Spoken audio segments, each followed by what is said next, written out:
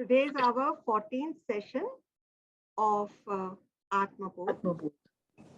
We are going to take verses 41, 42 and 43 and we'll end with a bhajan also to do with the Advait Bhav of Bhagwan Ram.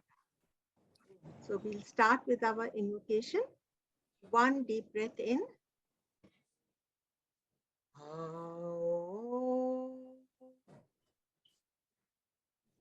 Asato ma samaya tamaso ma jyotirgamaya mrityorma amritangamaya.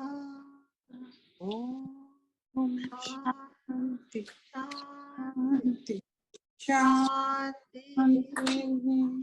So I want to begin with this session with our present situation or what we all have gone through in life.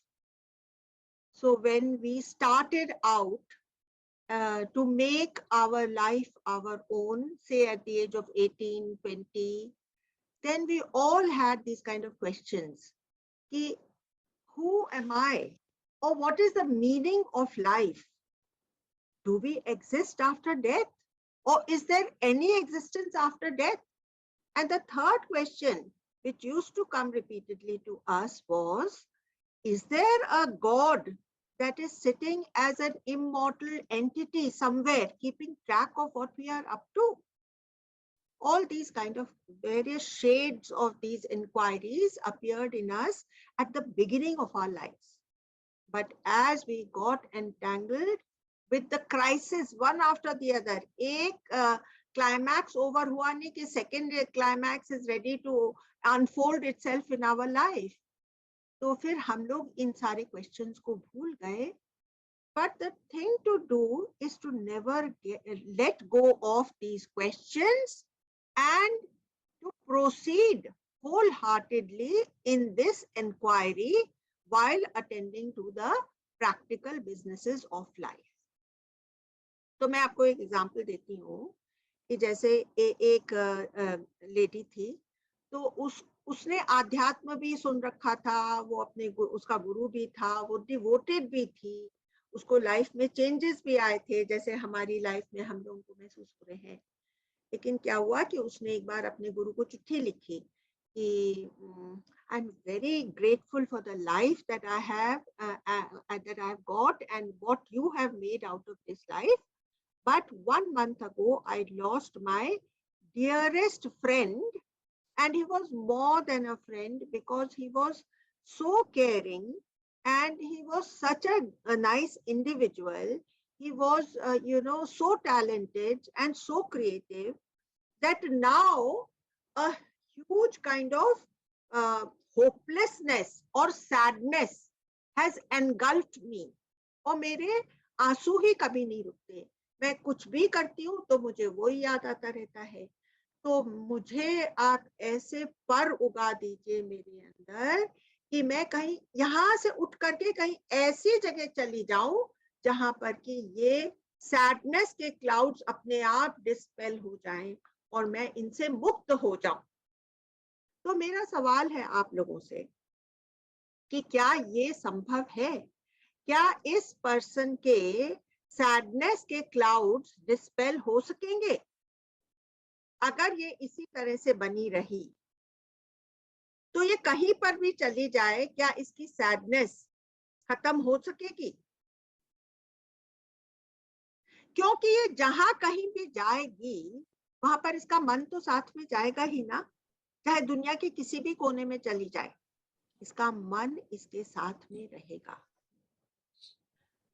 तो आपने कभी ऐसे सोचा है कि हमको सीता राम राधा कृष्ण ये युगल स्वरूप का हमारे सामने चित्रण क्यों किया जाता है? तो ये हमारे सामने इसलिए रखा जाता है क्योंकि हम एक ट्रांसेंडेंटल लव जो चीज है उसके प्रति हम वाकिफ हो जाएं. We should become aware that there is something like a transcendental love in life. That means I cannot understand transcendental love unless I have transcended my own form. मुझे कभी खुद अनुभव हुआ है क्या कि मैं फॉर्मलेस हूं? जब मैं अपने आप को फॉर्मलेस करके महसूस करूंगी, तभी मैं दूसरे को भी फॉर्मलेस करके देख सकती हूँ। और एक जो रिलेशनशिप सपोज किसी और के साथ है मेरी, तो उस रिलेशनशिप को भी ट्रांसेंड करके फॉर्मलेसनेस में वो प्रेम को देख सकती। You understand? अब ऐसे इंसान को हम कैसे मदद करें, ये भी तो आना चाहिए ना कि हम लोगों को, जब हम लोग गुरुदेव के डिवोटीज हैं, तुमको ये भी तो आना चाहिए। तो हम उससे पूछें कि भाई तुम उड़ना क्यों चाहती हो, इस सिचुएशन से भागना क्यों चाहती हो? तुमको खाली इतना ही करना है कि तुम डूबो और देखो कि ये सैडनेस आ कहां से रही है। सैडनेस छाई हुई है, ये सैडनेस आ कहां से रही है। इसको मैं एक और तरह से आपको बताती हूँ। जैसे हमारे सिर में बाल हैं, तो हम देखें कि बाल आ कहां से रहे हैं। तो अगर हमारे अंदर ये इंक्वायरी आई कि ये बाल कहाँ से आ रहे हैं, तो हमने अपनी स्कैल्प को खोल करके देखा, तो क्या हमारे स्कैल्प के भीतर बहुत ढेर सारे हमको बाल दिखाई देंगे? नहीं दिखाई देंगे ना। कहाँ से आए हैं वो? Out of nothing, out of no thing the hair have come out, out of the no thing a sadness has come out, out of a no thing a happiness has come out, a joy has come out. Everything has come out of a no thing. तो पद्मा जी यही बात कह रही थी कि ये आता कहां से है, वृत्ति आती कहां से है। तो वो सोर्स के ऊपर हर एक सीरियस थॉट और सीरियस इंक्वायरी हमको सेल्फ तक ही पहुंचाएगा। तो ये आ कहां से रहा है?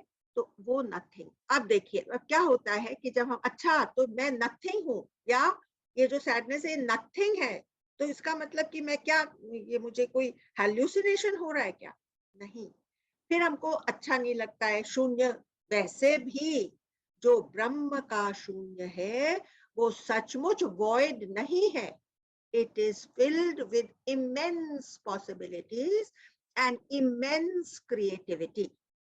तो वो शून्य, वो वॉइड शून्य नहीं है, इट इज ऑल एनकम्पसिंग। तो हमको ये थॉट बहुत अच्छा लगता है। हम कहते हैं oh so I am everything, nothing is everything, so I am everything. अभी डिफरेंस समझिए, ये बहुत सटल डिफरेंस है। जो एवरीथिंग हमको संसार में दिख रही है, जो एवरीथिंग है वो क्रिएशन है, वो संसार है। ये क्रिएशन हमेशा फ्लक्स में है, इसमें कुछ बन रहा है, बिगड़ रहा है, हो रहा है, पैदा हो रहा है, खत्म हो रहा है, बढ़ रहा है, प्रोग्रेस कर रहा है और लुढ़क रहा है, सब कुछ होता है। तो मेरे एवरीथिंग में बहुत कुछ होता है, और मेरे साइलेंस में, in that moment of silence, there is a dissolution of everything. You understand? And I am the combination of both. ठीक है? अभी अगर मैं आप लोग को हमेशा बोलती हूँ ना कि आप लोग कुछ कुछ नोट डाउन करिए। अगर आपको कोई भी थॉट नया लगे, उसको झट से लिख लीजिए, जिससे कि वो आपके साथ रहे, और जो आपके मेडिटेशन के टाइम जो विचार आपको करना है, मंथन जो करना है, उसमें आपके लिए यूजफुल हो।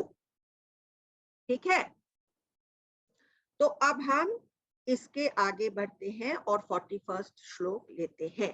Bhabhi, just one question, sorry हाँ, to interrupt. हाँ, हाँ। कि आपका ये मतलब है कि I'm just trying to re-understand कि जो अपनी basically जो अपने so called negative thoughts हैं या अपने so called positive thoughts हैं, they coexist, right?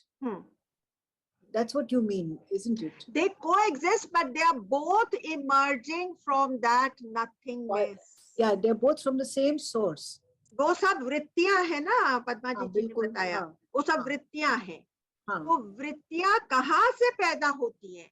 उनका जो ग्राउंड है जिसमें से वो बबल की तरह से होती रहती हैं, हाँ, that is the Atma Tattva, that is the Brahma Tattva only. So any inquiry will lead you back to your own Brahma. Own this thing source, right? Yes, the source. Okay, now I get it. Thank you. है ना? तो अभी हम लोग 41 श्लोक पढ़ लेते हैं।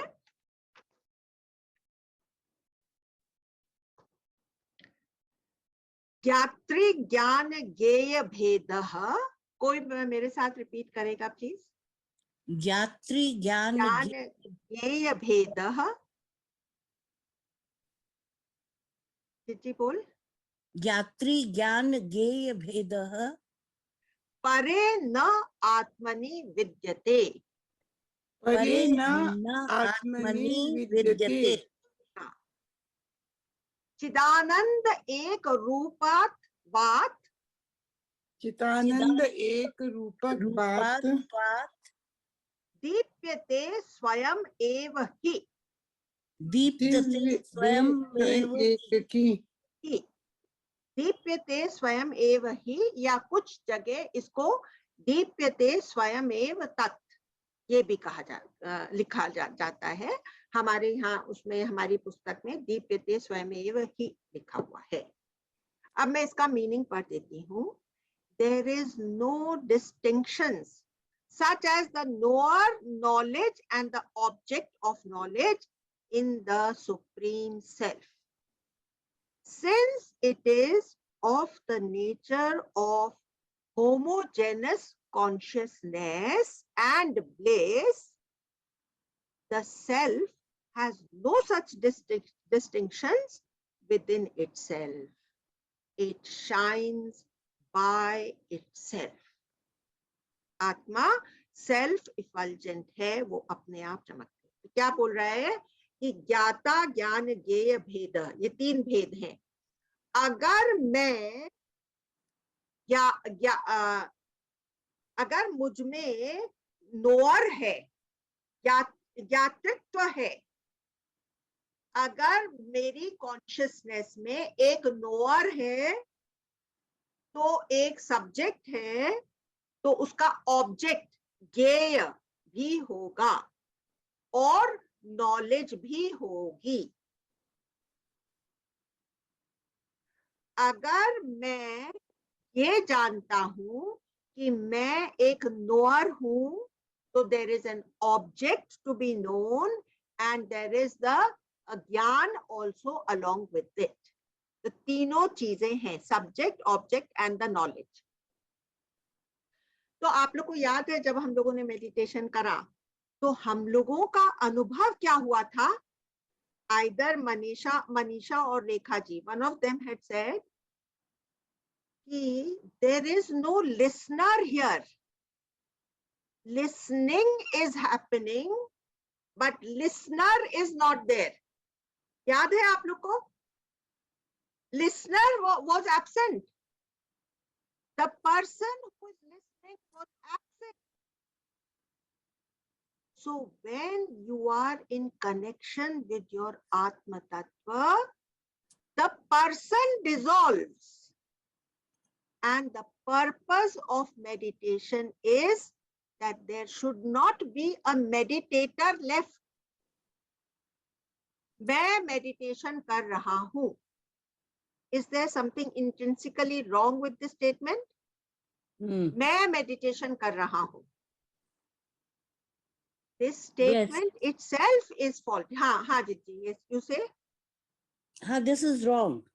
This is a wrong statement because मैं रहता हूँ तो meditation नहीं हो सकती. So meditation is not something which is to be attained. It is a state in which you find yourself. है ना? तो फिर क्या होता है, जब हम लोग मेडिटेशन तो कर लेते हैं और उस समय अच्छा भी बहुत लगता है, फिर लेटर हमको क्या लगता है कि अरे तो ये तो ड्युअलिटी वापस आ गई मेरे अंदर. हाँ, that moment of silence has gone away and I have come back into my duality. So is that also a correct statement? No, that's also faulty, because that substratum can never go away. It cannot go away. It is there. Only we have become less attentive towards that and we have held on to another thought कि वो चली गई. इस thought को मैं सत्ता देता हूं, इसलिए मुझे महसूस होता है, but intrinsically or truthfully speaking, that state does not go away. ना वो आती है और ना वो स्टेट जाती है. और वो जो स्टेट है, बोलते हैं कि होमोजेनस कॉन्शियसनेस, अपने को ये सब को फील हुआ कि अरे ये तो ऐसा एक फील्ड है, एक फील्ड है और ये मेरी अकेले की अलग अलग फील्ड नहीं है. और फिर मैं जब डिसॉल्व होने लगता है तो उस स्टेट में और अपने में कोई अंतर ही नहीं रहता. ये हुआ अहम ब्रह्मास्मि करके अपने आप को जानना कि मैं ही वो स्टेट हूं. इसी पर हमको अराइव करना है. This is the truth which we have to experientially know, not only intellectually. तो ठीक है. तो अब इसलिए वेदांत कहता है कि hence Vedanta says to know the knower and to dissolve or transcend it while conscious. अभी देखिए, हर रोज रात में हम लोग इस नोअर को डिसॉल्व कर देते हैं, अपने मन इंद्रियों को डिसॉल्व करके सो जाते हैं गहरी नींद में, लेकिन उस समय हम लोग कॉन्शियस नहीं होते. तो इसलिए वो इतनी महान स्टेट होते हुए भी हम उससे उस कदर बेनिफिट नहीं करते. तो हम बेनिफिट करते हैं, किस लेवल पर बेनिफिट करते हैं? जिस लेवल पर हम सोए थे एज अ पर्सन, तो हमारा पर्सन बेनिफिट करता है.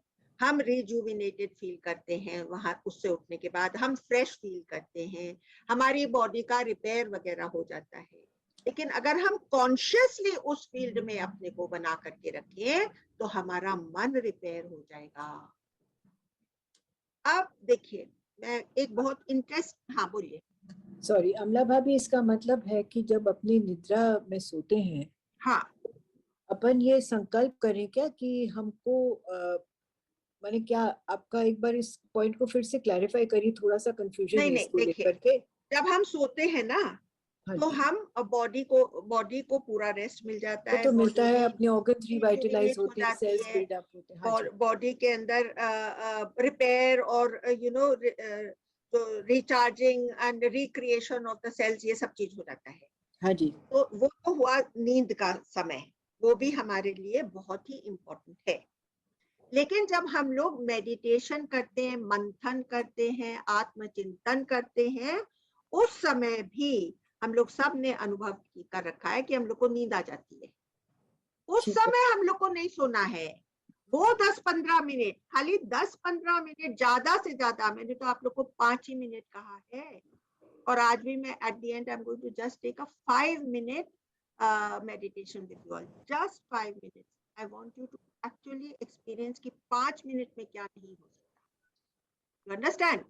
तो वो जो 5 मिनट का आप लोग उसके अंदर डूबेंगे, उससे वो जो 15 मिनट या 20 मिनट आप बैठते हैं मेडिटेशन के लिए, उसका असर 3-4 घंटा आपके अंदर रहेगा. उसकी ट्रैंक्विलिटी, उसका पीस, उसका अपने अंदर एक फुलफिलमेंट, एक कंटेंटमेंट, एक आनंद की भावना, और उससे आप अलग तरह से पेश आएंगे. और खास करके जब आपने ये जाना है कि मेरा सबस्ट्रेटम और सारे लोगों का, अनेक मटके जो मुझे दिख रहे हैं, उन सब का सबस्ट्रेटम एक है। जब इस भावना में उतर करके हम लोग कॉन्शियसली अपने आप को रखेंगे, तब उसका असर रहेगा। मैं ये नहीं कह रही हूँ कि नींद के टाइम आप पूरी गहरी नींद में नहीं जाइए, वो आपके शरीर के लिए इंपॉर्टेंट है। You understand? Absolutely clear? और देखिए अभी क्या हो रहा है, अभी आपको ऊंग आ रही है, नींद आ रही है, लेकिन आप उसको सकम्ब नहीं कर रहे। You are not succumbing to it, you are keeping yourself up, you are keeping yourself conscious. So Vedanta कहता है कि आप इस आत्मा का चिंतन मनन इस तरह से करिए when you are conscious. You understand? So what is the objective of meditation? I will, at the cost of repeating myself, I will still say that the objective is to dissolve my personhood, dissolve the meditator. That is the purpose of meditation. अब एक बात interesting ये है कि जो ऋषि वशिष्ठ ने, मुनि वशिष्ठ ने जो इस ब्रह्म को जिस तरह से अनुभव किया है, आज भी अगर हम कॉन्शियसली उस ब्रह्म का चिंतन करें तो हम वो ही चीज एक्सपीरियंस करेंगे. His experience and my experience will be the same. So what has happened to those 7,000 years? 7,000 years के अंतराल में इस कॉन्शियसनेस में लेश मात्र डिफरेंस नहीं आया है. 10 का 10 है, उस समय भी ये फुल्ली कंप्लीट था, फुलफिल्ड था, होल था, होलिस्टिक था, और आज भी वैसा का वैसा है. ठीक है. अब क्या होता है कि जब हम लोग मेडिटेशन के लिए बैठते हैं तो एक और विचार आता है, अरे ये लोग तो कह रहे हैं कि ये तुमको अपना मन छोड़ना पड़ेगा, बुद्धि छोड़नी पड़ेगी, इंद्रियां छोड़नी पड़ेंगी. क्या हम लोगों ने कुछ भी ऐसा किया था अपने मेडिटेशन के टाइम?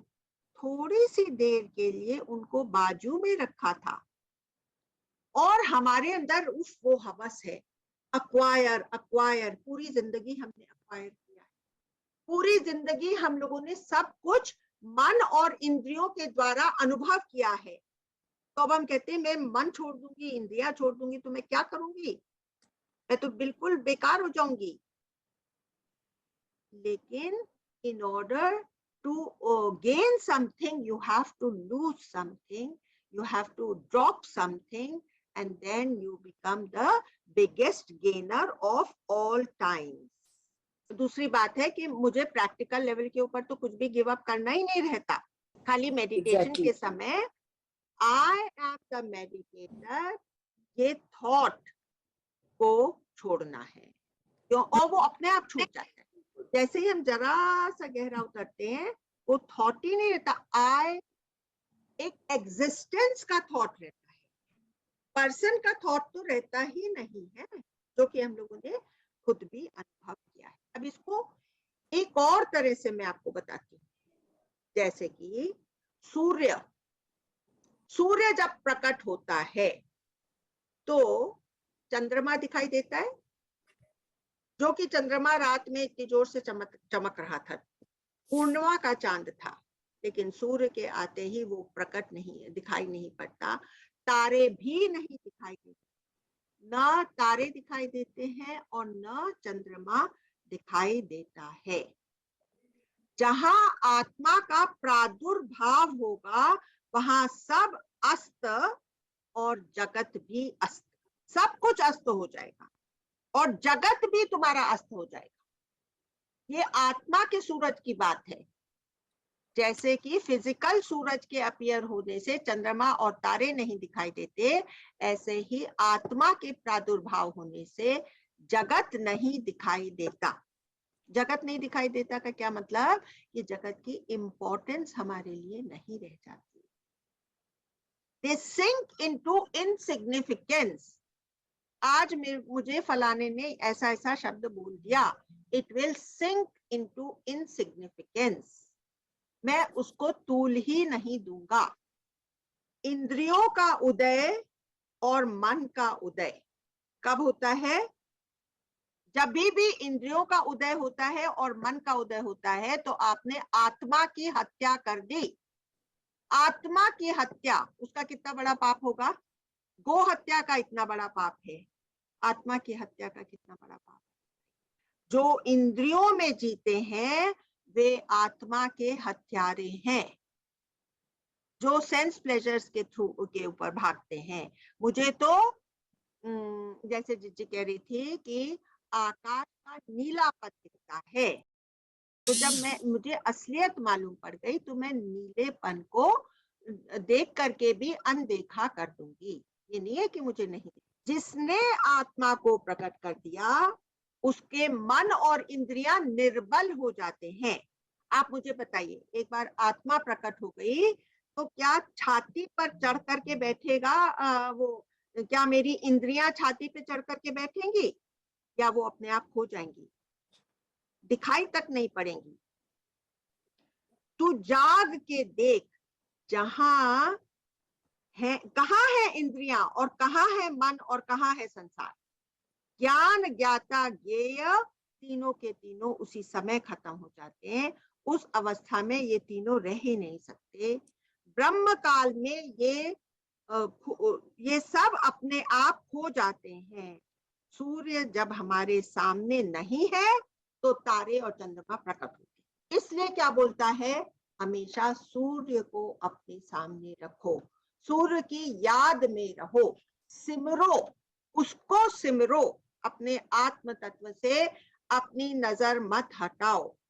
और इसलिए ये कहा है, सुमिर सुमिर सुख पाओ, कल कलेश तन माही मिटाओ, और काज तेरे किते न काम, एक काज भज केवल नाम, एक काज भज केवल राम।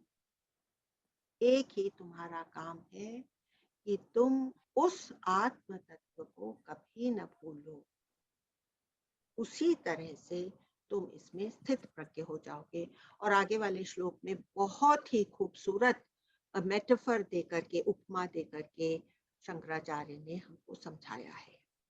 अब इसमें देखिए 42 श्लोक, एवं आत्मा अरणौ, एवं आत्मा अरणौ ध्यान मथने सततम कृते, ध्यान मथने सततम कृते, उदिता अवगतिर्ज्वाला, उदिता अवगतिर्ज्वाला, सर्व अज्ञानेन धनम दहेत, सर्व ज्ञानेन धनम दहेत, दहेत।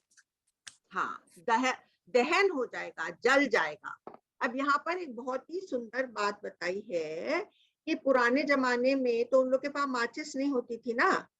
अभी तो हम लोग को आग जलानी होती है तो हम जेब से माचिस निकालते हैं, है ना। तो पहले जमाने में वो नहीं होता था। तो क्या करा था इन लोगों ने, बड़ी जल्दी ये लोग फिर भी फायर पैदा कर लेते थे। क्या करा था, इनके पास एक मथानी होती थी। मथानी मतलब एक स्टिक। आप लोगों ने दही भिगोया है, कभी दही को चॉन किया है, उसको घोला है, तो वो जो मथानी हमारी होती है वैसे ही एक स्टिक होती है, उसको कहते थे अरणी मंथन। उसको अरणी का मंथन करने वाली स्टिक बोला जाता था, ठीक है, अरणी मंथन। वो दो, उसके जो दो सिरे होते हैं ना, मथनी के दो सिरे होते हैं, एक नीचे एक ऊपर।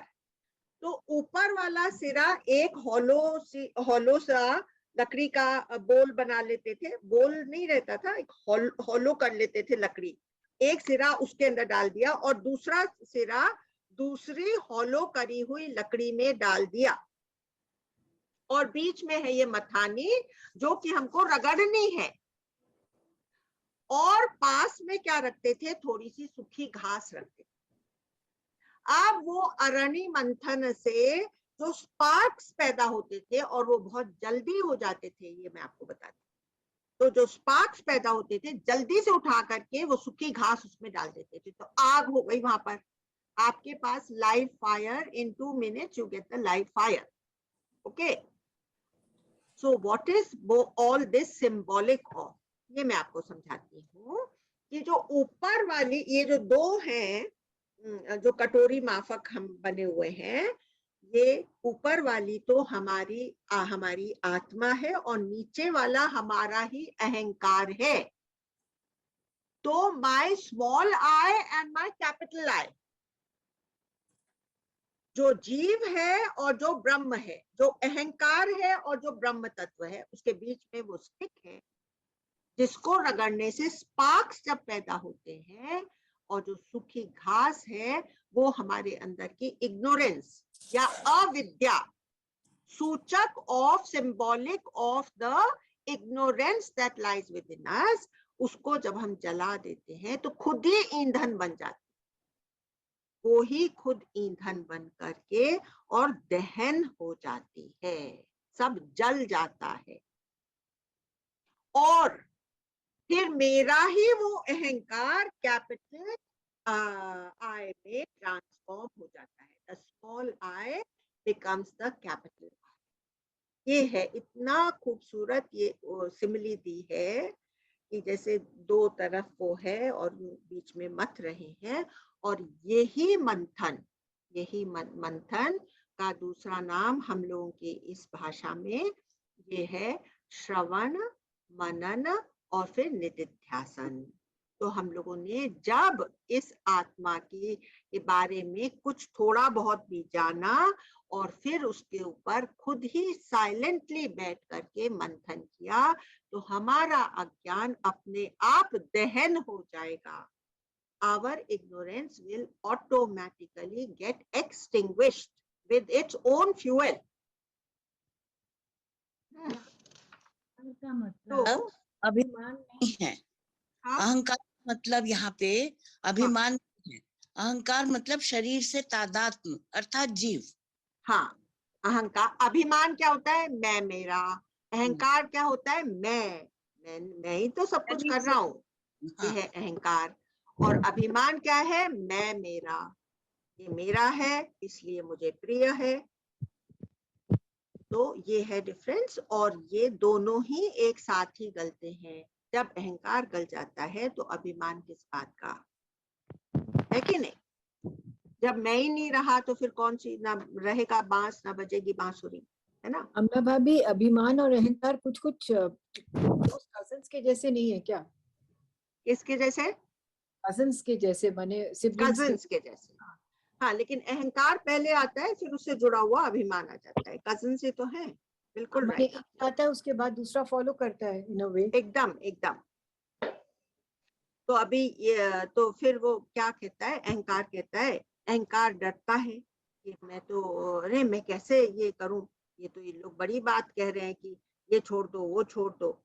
तो लेकिन मैं आपको एक बात पूछती हूँ, अपने मेडिटेशंस में क्या आपको बहुत कुछ सपोर्ट सिस्टम नहीं मिला? अपने मेडिटेशंस में अपनी ही वास्टनेस का आभास हमारा पहला सपोर्ट सिस्टम बन गया वहां पर। पहला सपोर्ट सिस्टम। फिर एकदम एक फील्ड ऑफ पॉजिटिविटी फील होती है, वहां पर जॉय फील होता है, ट्रैंक्विलिटी, पीस।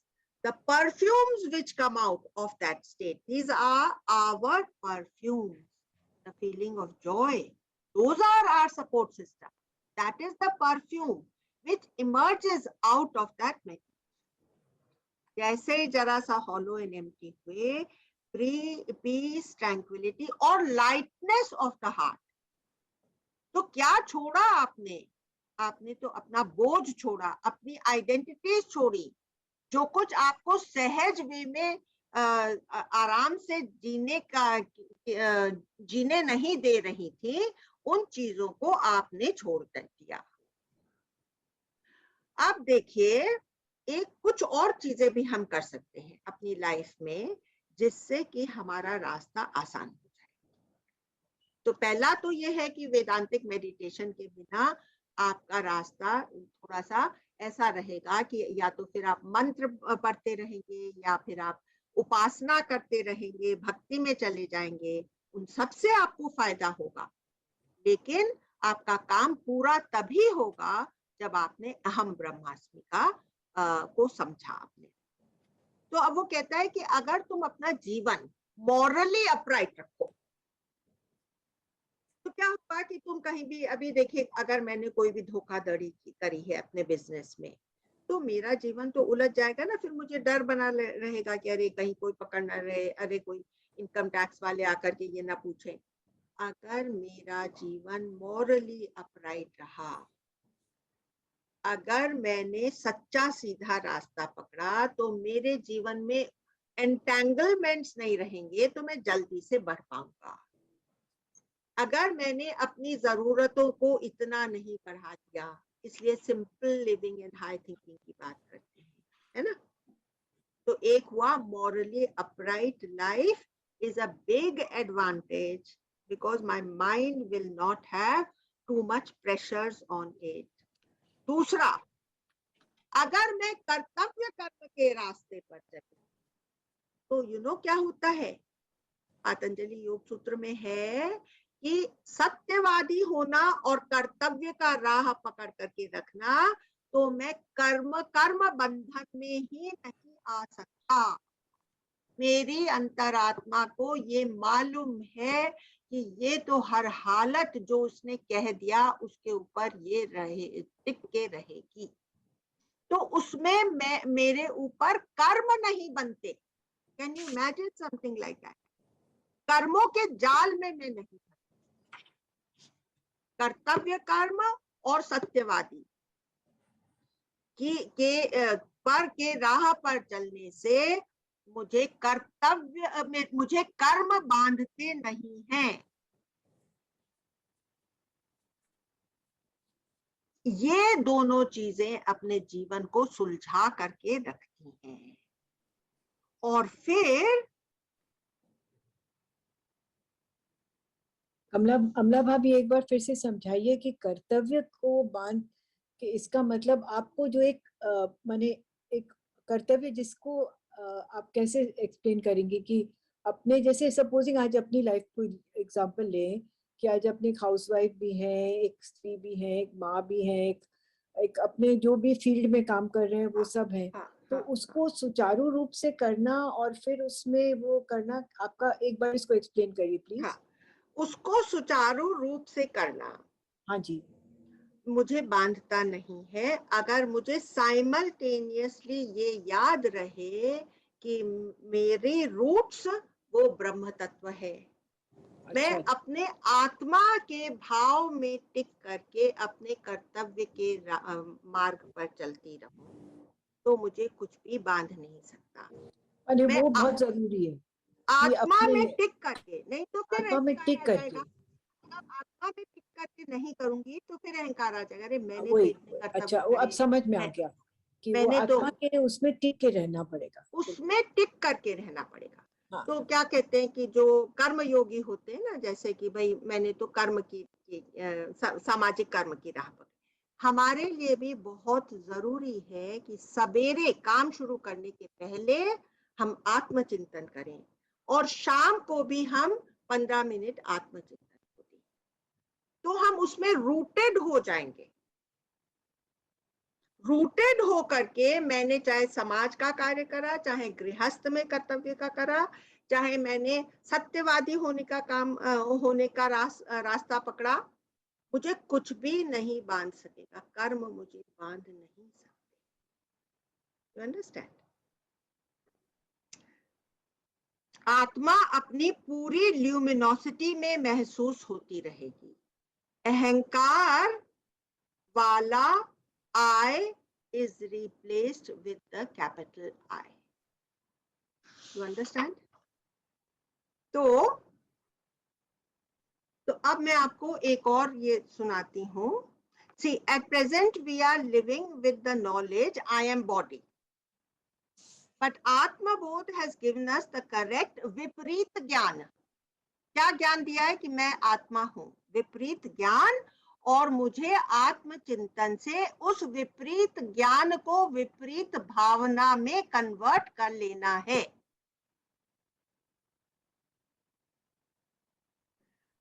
एक राम दशरथ का बेटा, एज अ पर्सन, एक राम घट घट में लेटा, एज द एसेंस.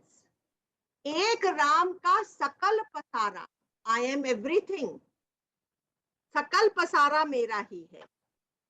और एक राम है सबसे न्यारा, जो कि 41st वर्ष में इन्होंने कहा. देखिए 41st वर्ष में क्या कहा था, परे न आत्मनि विद्यते. ये तीनों डिफरेंसेस, वो जो परे आत्मा है, of another dimension, it is not in this dimension, on this plane.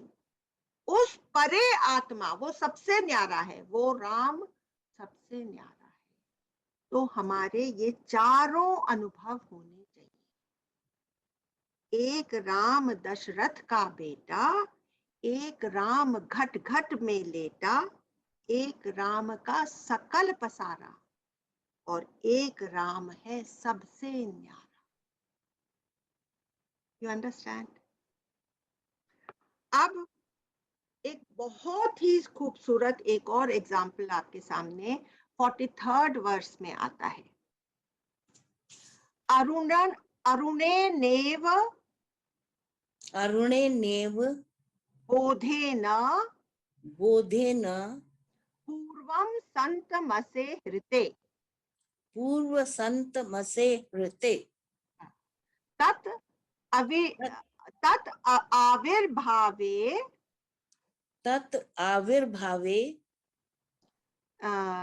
भावेत आत्मा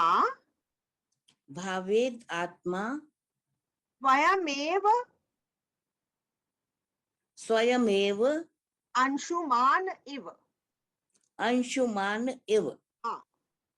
Just as the sun rises soon after the Lord of the early dawn, matlab Arun, has dispelled the thick darkness that existed before, so too the self manifests on its own accord once the right knowledge has dispelled ignorance. अभी क्या बोलता है, सूरज निकलता है, उसके पहले अरुणोदय होता है. सूर्योदय के पहले अरुणोदय होता है, और आधे से ज्यादा काम वो अरुणोदय ही करके बैठ जाता है. और फिर जितना भी बाकी बचा हुआ है, वो सूर्य के कंप्लीट उदय होते ही सारी डार्कनेस फुल्ली डिस्पेल हो जाती है, और मैं अपने ही आत्म तत्व में टिक जाता हूं. Before we start on our quest of the self, we already have some preconceived notions about ourselves.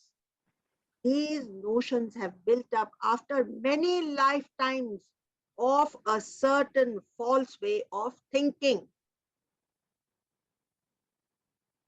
False way of thinking, एक तो बहुत बड़ी false way of thinking क्या है कि अरे भाई जब तक मेरे पास रुपया पैसा नहीं होगा तब तक मैं खुश कैसे रहूंगा, जब तक मेरी शरीर में बल नहीं होगा, शरीर पूरी तरह से चलता फिरता नहीं हो, तो सामर्थ्य नहीं हो, बॉडीली सामर्थ्य, तब तक मैं खुश कैसे रह सकता हूँ.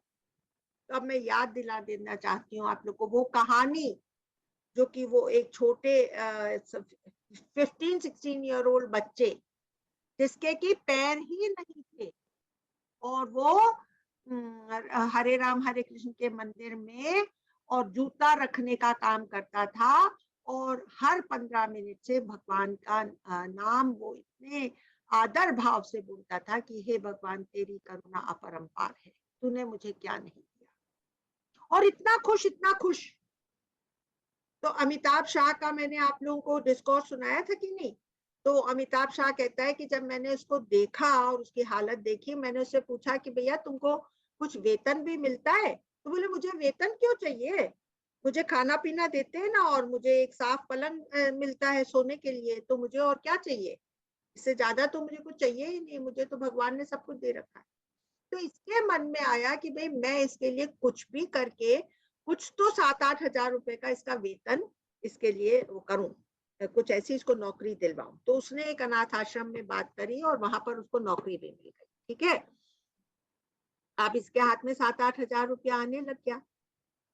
अब ये कुछ ऐसी औरतों से मिला जिनसे लोग बहुत ही बुरी तरह से पेश आ रहे थे, क्योंकि औरतों को अपना जीवन चलाने के लिए कुछ ना कुछ मांगना पड़ता होगा, या जैसे भी हालात में वो थे आना पड़ता होगा कहीं भी भिक्षाटन के लिए। तो इसने कहा आज से आप लोगों को कहीं जाने की जरूरत नहीं है, मैं आपको खुद ला करके आपका खाना आपको दूंगा। तो उसने क्या किया, 4-5 हजार रुपए में उसने एक महाराज रख लिया, और वो बाकी सब सामान उसका खाने पीने का सामान आ जाता था, और ये 7-8 जनों का खाना वो खुद ले जा करके in his broken that kind of a this thing whatever he had as a vehicle, जो कि उसको कहीं ना कहीं से मिली थी तो उसमें ले जा करके उन बहनों को वो खाना देता था, जिनके प्रति उसका भाव ऐसा था जैसे ये सब मेरी मदर्स है। और वो हमेशा इतना खुश रहता था कि finally a woman had fallen in love with him and she wanted to marry. And you remember that story that he passed away on that day when he was going taking his mother, that girlfriend of his, to meet his mother. But he used to be eternally and exponentially happy the whole time, all his life. तो ये हमारा thought गलत है ना, कि जब तक मेरे पास रुपए पैसा नहीं है, जब तक मेरे बॉडी में शक्ति नहीं है, तब तक मैं हैप्पी कैसे हो सकता हूँ। लेकिन हम इसी आवाज को सुनते रहते हैं। सुनिए आप, देखिए आप, अपनी गलती को पकड़िए। मैं आपको अब दूसरा एग्जाम्पल देती हूँ, क्योंकि ये सब एग्जाम्पल्स है ना हमारे अभी आजकल के दिनों के एग्जाम्पल्स हैं। तो क्या एक लेडी थी, तो उसकी मदर इन लॉ बहुत ही खिटखिटी थी। तो अब वो दिन भर बैठ करके उसकी खिटखिट सुने तो फिर उसको भी अच्छा नहीं लगता था। तो उसने अपने लिए एक रास्ता निकाला।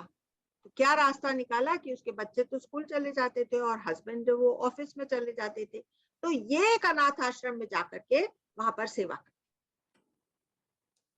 तो she found her satisfaction in something else. उसने बैठ करके अपनी मदर इन लॉ को तो कोसा ही नहीं, वो जैसी है वैसी है, उनका मुंह तो वो बंद नहीं कर सकती है। ऐसे हम लोगों को intelligently we have to circumvent the circumstances of our life and get out of the rut. Get out of the rut, get out of the rat race. These are the ways to. अभी देखिए एक और example देखिए कि suppose किसी का business चौपट हो गया। बिजनेसेस तो चौपट होते ही रहते हैं, क्योंकि लक्ष्मी तो आती है और जाती है। आज इसका अच्छा सीजन चल रहा है, आज उसका खराब हो गया, ये तो नहीं हो सकता। तो ये सब तो चलता ही रहता है।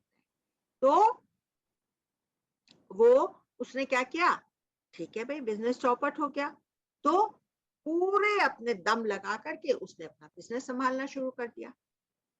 Husband is doing whatever he does, but she also started participating. We can do that, na? I am not saying there is a person like this.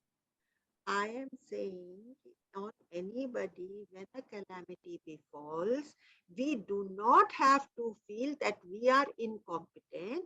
We have to rise up to the occasion. See the positive in it. See कि भाई इसके through मेरी growth ही हो रही है, इसके through मैं मदद ही कर रही हूँ। Always remain cheerful. Always take things with a pinch of salt. हो गया है, आगे बढ़ेंगे, कुछ ना कुछ अच्छा निकलेगा। Have faith in the eternal goodness of the benign substratum that is around you, which supports you, which sustains you, which is your life. Do you understand? So it can also be, Amla Bhabhi, that like you said that that lady who used to go to serve in the Anath Ashram. हाँ, Maybe if she had had a very kind family or a very kind mother-in-law, whatever, she may not have had to go to the Anath Ashram. हाँ, So but it's then something that she got an opportunity to go. हाँ, See, exactly. that's the way. I mean, now that you're saying, there's so many things which we feel, and we do it, and then we don't. Now we realize that, oh my God, it was an opportunity that was given to us. It was an opportunity lost if we hadn't taken it in that way. Exactly. Sudha ji, you want to say something, I'm sure. No, ma'am, no. I'm listening. Acha. So, but we take our problems differently. We have so many demands, we have so many judgments, we have so much to blame others, and then so many desires that we go and phaso in the mire, in the daldal. And we indulge in self-pity. And then we keep on hearing this voice, which is fickle. Abhi kehti hai ki tum sukhi ho, abhi kehti hai. That premise of that voice which we are hearing, अरे तुम्हारे ऊपर इतना सब आ गया, that we have to examine. अरे ये voice जिसको मैं सुनती हूँ हर समय, क्या ये सच बोल रही है? And we have to pay a deaf ear to that and hear the Guru's voice which tells us you are Atma, you are eternally blissful, you are Satchidananda Swarup. And have the faith that you can come up with your own very lovely insights every week. I want to hear everybody's insights on this subject of Atma Gyan every week. We have to know, just we know that the Atma which Vashisht has experienced the same as what we are experiencing. And now I will quickly take you into a very short meditation of 2-3 minutes or 5 minutes at the most. मैं एक और चीज बताना चाह रही थी, यहाँ note करके रखा था मैंने, कर्म और ज्ञान का डिफरेंस. ये अनुपमा जी के लिए खास मैंने करा था कि देखिए इस आत्मबोध का the very first verse of the Atmabodh is Shanta नाम वीतरागी नाम, जो शांत हो चुका है इस समझ से कि संसार और उसके क्रियाकलाप उसको कुछ भी नहीं दे सकते. ये पहला रिक्वायरमेंट था. दूसरी बात है, कर्म का असर थोड़े से टाइम के लिए रहता है. कर्म का दायरा फाइनाइट है. तीसरा पॉइंट अनुपमा जी, कर्म का दायरा फाइनाइट है और हमारी खोज उस इन्फिनिटी की है. चौथा point, permanent happiness lies in my own true self. Permanent happiness is not created, because what is created will die one day. जो creation हुई है वो एक ना एक दिन उसका क्षय भी होगा. तो हमारी साधना क्या है? All other means are so that we can do Shravana, Manan and Nididhyasan, and only with that ignorance will go and sun's rays will come flooding into our lives. And now I want to ask all of you, how many of you are feeling that the sun has come flooding into our lives? With this Atma Gyan, the sun has actually come flooding into our lives. Manisha is one person. Before you all came, she had shared how she is feeling the innumerable changes. She says कि कुछ भी हो जाता है मुझे तो I have unshakable sort of state within me, जो कि कभी hurt ही नहीं होती. And now we'll dip into the meditation. जहां पर है, जैसे है, जो कुछ भी महसूस कर रहे हो, एक बात जानो, यह सब चैतन्य से हो रहा है. That consciousness, that awareness is giving rise to whatever feelings you are having just now. सुन रहे हो तो कान उसी से चेतन है. देख रहे हो तो आंख उसी से चेतन है. कहीं पर भी प्रकाश है तो वो प्रकाश उस आत्मा का ही है. मन का सोना, मन का जगना और मन का अमन होना, ये बेशक अलग अलग है, लेकिन सब उस चैतन्य से ही मालूम पड़ रही है. जहां भी हो केवल आत्म भाव में रहो.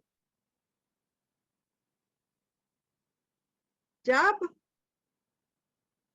चंद्रमा या तारे की रोशनी दिख रही है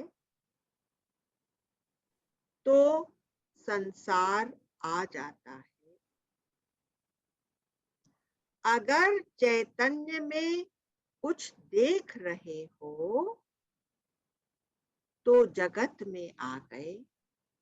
सोए भी नहीं, जागृत में कुछ देख रहे हो तो भी संसार ही दिख रहा है. सिर्फ होना, प्योर एग्जिस्टेंस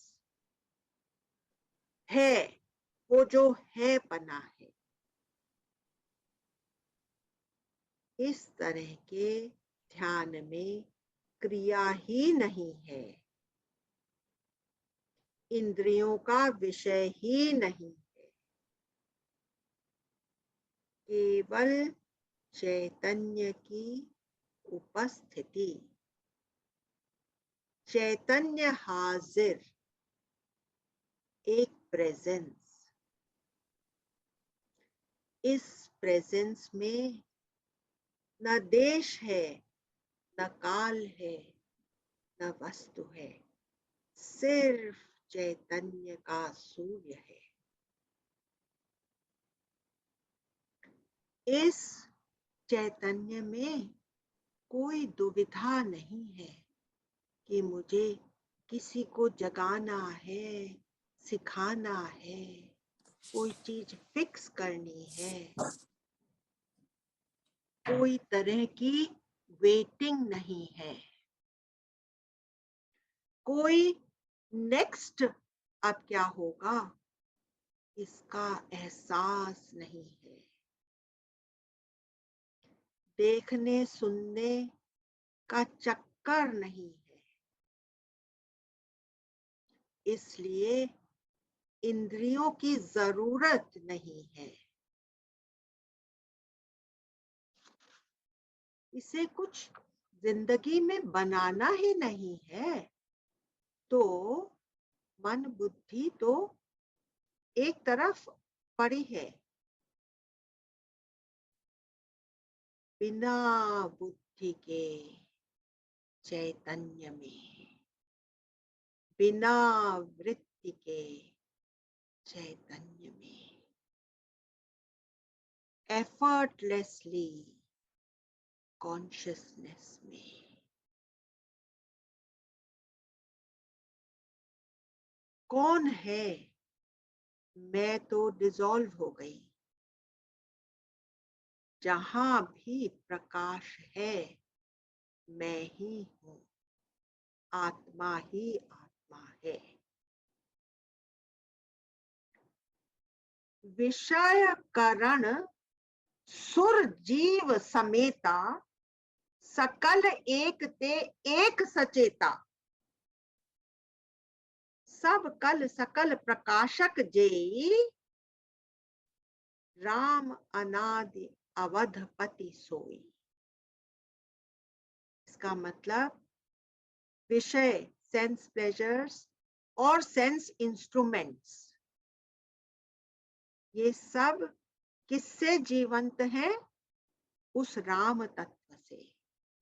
सारे देवता, सारे जीव के समेत जो कुछ भी इस सेंस का दायरा है, वो सब उसी एक सकल एक ते एक सचेता, उस एक ने ही सबको इल्यूमिन करके रखा है। सब कल सकल प्रकाशक जोई जेई जितने मटके हैं, उन सबको एक साथ जो प्रकाश कर देता है, राम अनादि अवधपति सोई। वो ही अनादि अनादि काल से चला आ रहा राम, अवधपति अवधपुरी का जो पति है, इस शरीर के 9 द्वारों के इस पुर में उसी एक का वास है। एकमात्र वो ही सबका प्रकाशक है। Rudra, are you there? Rudra, can I ask you to please start the bhajan? It's a very, very beautiful bhajan. ये सैर क्या है अजब अनोखा,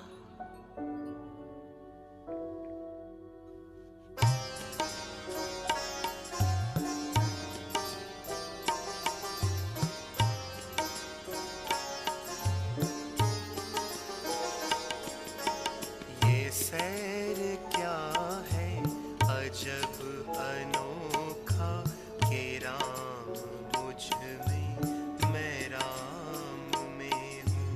बगैर सूरत अजब है जलवा, के राम मुझ में मैं राम में हूँ।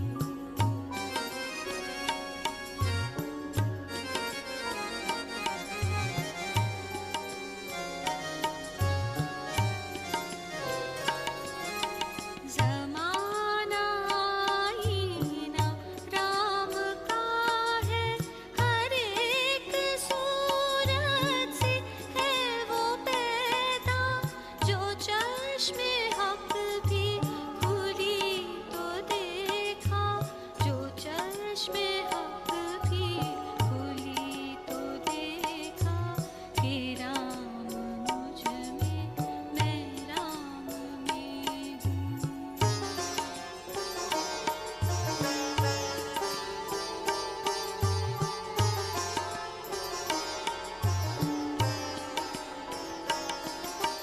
वो मुझसे हर रंग में मिला है, कि गुल से बू भी कभी जुदा है।